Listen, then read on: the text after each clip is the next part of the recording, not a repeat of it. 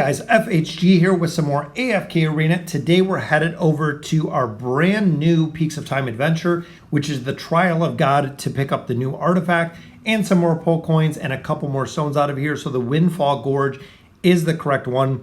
So out of these debuffs that we're going to get, or the recommended trials, we're actually going to go with the majority of the top row trials to complete this out. So after 5 seconds of battle, sand traps will appear. The next one that we're going to choose over to the right, after 10 seconds of battles, enemies have their damage increased by 50%. We're going to rely on, and we're going to build the Ainz comp in here, so it's going to be easy just because we want to kill them as soon as possible. Ability activates every 15 seconds after 5 seconds of battle. Surviving allies. Each time an ally hero casts an ultimate ability, all allies are dealt damage, which is going to be offset by Talene running within this formation. During battles, the frontline allies receive 80% more damage, which is going to be Arthur and Talene with the comp that we're running in here.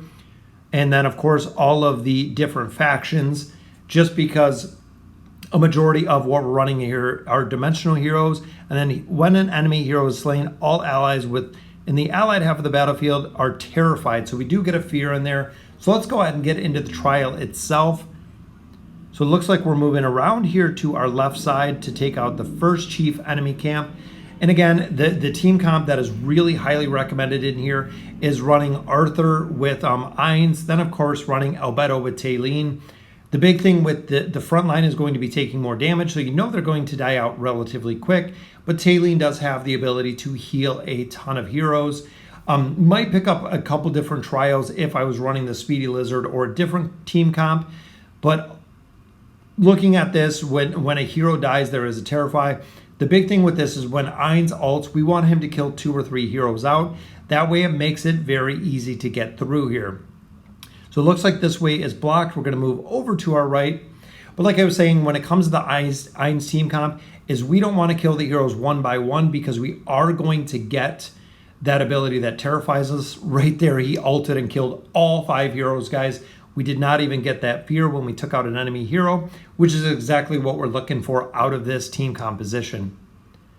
So there we have Ainz. There's the ult. Took down a couple targets there. And as you can see, everyone is just running away, waiting to kill Torn.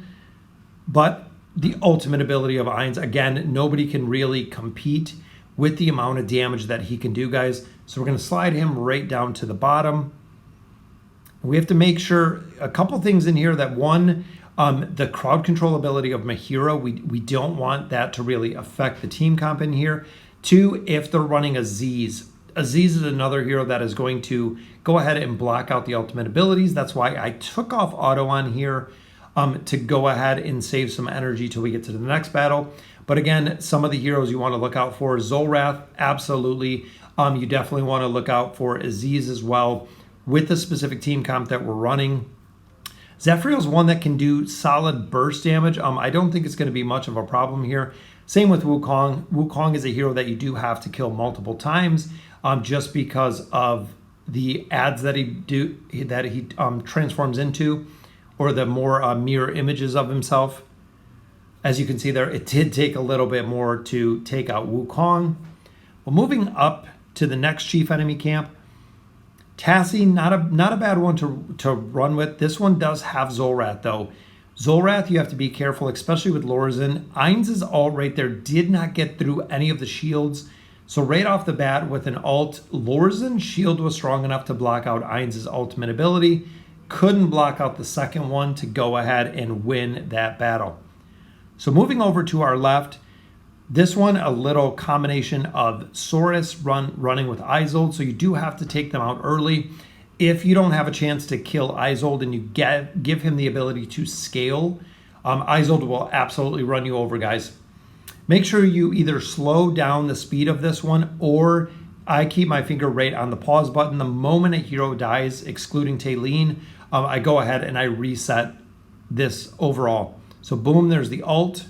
Took out, I think, 4 of 5 targets right there, just leaving Zephyriel up, which is why Ainz is just an absolute necessity to this. So we have a final one up here. Be careful of this one, guys. This is the cheaper version of the God tier comp. You do have Tassie. You have Saurus in here instead of Talene, but the Speedy Lizard can work really well in here, especially against you. So there's the ultimate ability, guys. We get that one done relatively easy. There we go. So that is our 36 of 36. Got some Poe coins, some rare and elite stones in there, but we also picked up that relic. So let's hop over. I just unlocked Merlin, so we purchased him out of the shop. We're going to get him all set to go. I want to try the artifact on him. We're going to equip it. We're going to level it up because we did get it to level 3. So ultimately in here, you do get haste.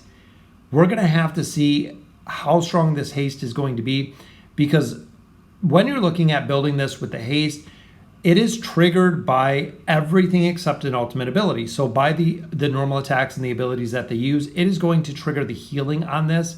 But it is based off the attack rating, which we know a lot of the support heroes do not have a very high attack rating, meaning that it is not going to be super effective unless you're getting a higher attack rating to allow this artifact to really shine. Again, we really have to see where we're going to be using it. I'm going to look through a couple of the heroes and think where I think it's going to be used. So let's take a look at that. So overall, the artifact does look pretty good. Looking at heroes like Merlin, I'm looking at, again, the abilities of the artifact. Each time a normal attack or ability excluding the ultimate is used, the harp is played, healing the most injured allied hero for a value equal to 50% of the wielder's attack rating. When the harp is played 4 times, all allied heroes recover health equal to 200% of the wielder's attack rating. So a lot of you might be asking yourself, where is this artifact going to be used? Ultimately, I probably wouldn't use it on Merlin, just for the simple fact that his ultimate ability gives a big damage mitigation, meaning the healing in here, the haste on it is a little bit low.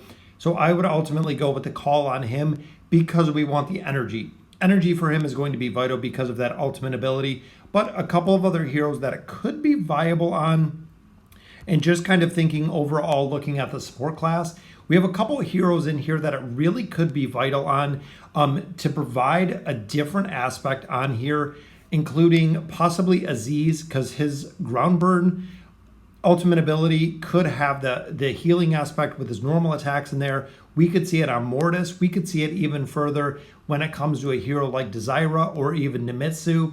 There's a couple different support heroes that I could really see it on, but there is also a couple that I wouldn't see it on really at all. You could possibly use it on a hero like Rain.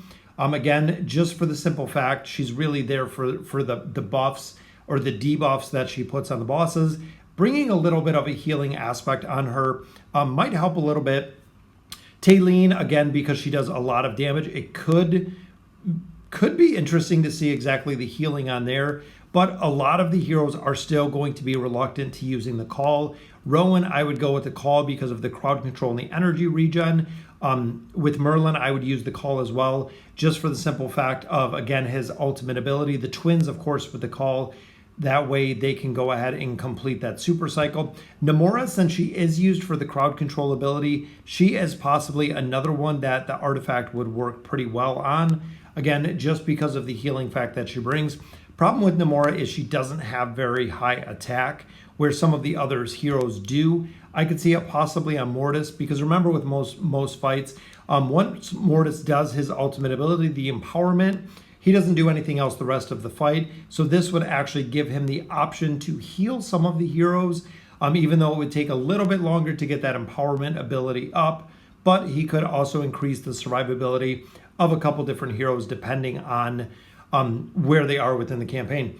So guys, let me know in the comments what you guys think. Let me know what you guys are thinking for the new artifact. It's very unique every time we get these class-specific artifacts.